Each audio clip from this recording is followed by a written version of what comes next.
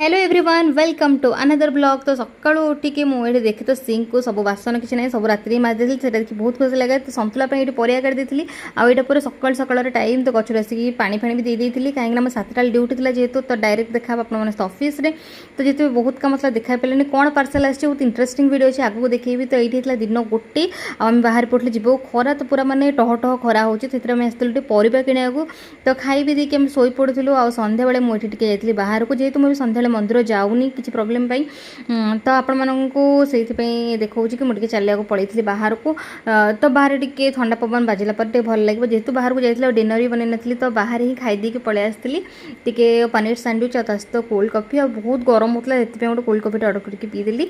तो आशा करूँ आज वीडियो भल लगी इंटरेस्टिंग थी जदि वीडियो भल लगी प्लीज चैनल को सब्सक्राइब करदे। आपण मैंने बहुत जन अच्छे जो मैंने वीडियो देखुं सब्सक्राइब करना तो प्लीज सब्सक्राइब करदे। रोची नमस्कार जय Jagannath till then take care bye.